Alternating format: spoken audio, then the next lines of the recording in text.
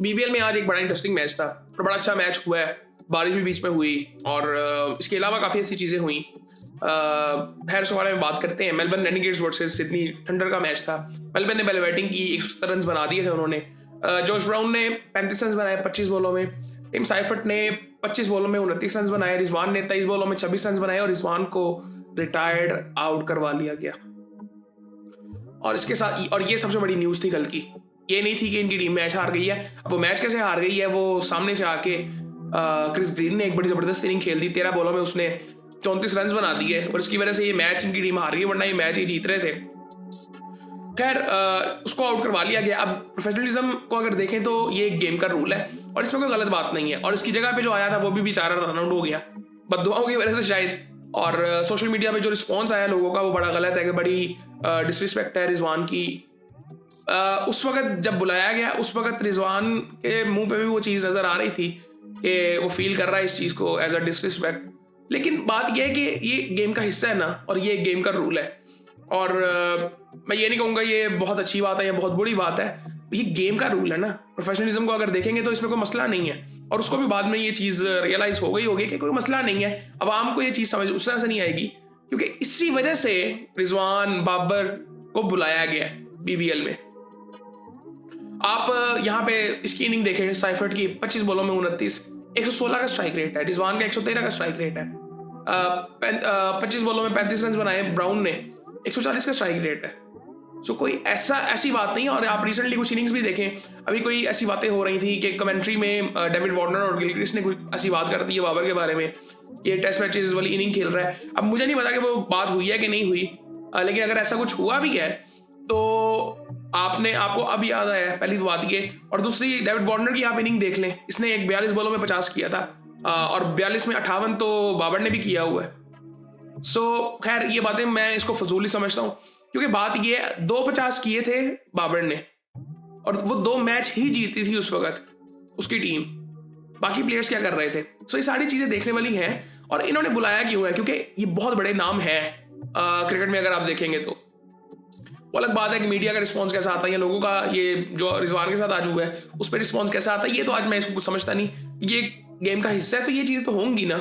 अगर पॉलिसी कोई या रूल कोई ऐसा गेम का होता है तो इसमें कोई ऐसी बात नहीं है। हसान खान ने अच्छी इनिंग खेली थी, 31 बॉलों में 46 रन की इनिंग खेली थी।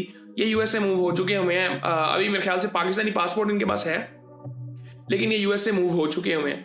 एक डिसेंट टोटल था, 170 रन बना दिए थे। बॉलिंग की अगर बात करें तो डेविड विले ने 2 आउट किए, हार्डली ने, वेस्टगर ने 2 आउट किए। सिडनी बैटिंग के लिए आता है तो सिडनी की तरफ से भी कोई इतनी खास इनिंग को खेलता नहीं है शुरू में। कॉन्स्टेंस भी आउट हुआ था। अब इसका टूर्नामेंट पूरा देखेंगे। अब कॉन्स्टेंस मैं तो बड़ा इंटरेस्टिंग मैं समझता था कि इस टूर्नामेंट को, और जिस टीम में ये होगा मुझे तो इसको देखना था। ये उन प्लेयर्स में से था जिनको मैंने बीबीएल में देखना था। ये कॉन्स्टेंस की मैं बात कर रहा हूँ और मैं तो एशेज को भी शायद इस वजह से फॉलो कर रहा था कि कॉन्स्टेंस को देखने को मिलेगा वहां पे, बट वो वहां पे भी नहीं था। और यहाँ पे भी कोई इतनी खास परफॉर्मेंस नहीं है कॉन्स्टेंस की। और सिडनी थंडर में यहाँ पे डेविड वार्नर आपको नजर ही नहीं आ रहा क्योंकि इनकी टीम बाहर हो चुकी हुई है। वो कमेंट्री में जाके बैठ गया होगा अब। सो खैर दूसरा अगर बात करें तो बैकड्रॉफ ने, उसने 18 बॉलों में 17 रन। ये कौन बात करेगा।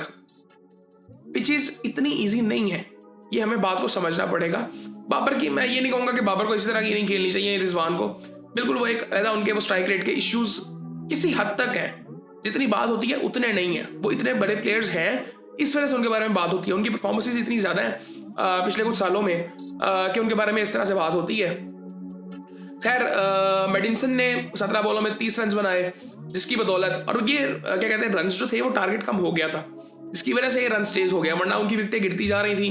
क्रिस ग्रीन आया, उसने 13 बॉलों में 34 रन बना दिए और उसको मार पड़ गई जिसको पूरे टूर्नामेंट में मार नहीं पड़ी। इसका टूर्नामेंट भी बहुत अच्छा जा रहा है संधू को। अब संधू ने अब 4 आउट किए लेकिन उसको 42 रन पड़ गए यहाँ पे आप देखें ना, और उसको मार पड़ी थी आखिरी आई थिंक 2 ओवरों में। सो 2 आउट किए हैं जी आदम ज़ेम्पा ने। सो ये फिलहाल सूरत हाल है जी इस मैच की। कोई ऐसी बात नहीं है, ये रिजवान पे जो रिस्पॉन्स अवाम का आ रहा है, आई थिंक कोई ऐसी बात नहीं है, ये गेम का हिस्सा है आई थिंक।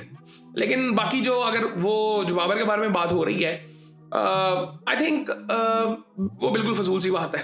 आप तो फिर वो टीम उससे पहले बाकी मैचेस क्यों नहीं जीत रही थी, सिडनी सिक्सर वाले बाकी मैचेस क्यों नहीं जीते थे। सो ये सोचने वाली बात है जिसमें बाबर आउट हो गया था। 250 बाबर के आए थे और वो 2 मैचेस ही उस वक्त जीती हुई थी सिडनी सिक्सर की टीम।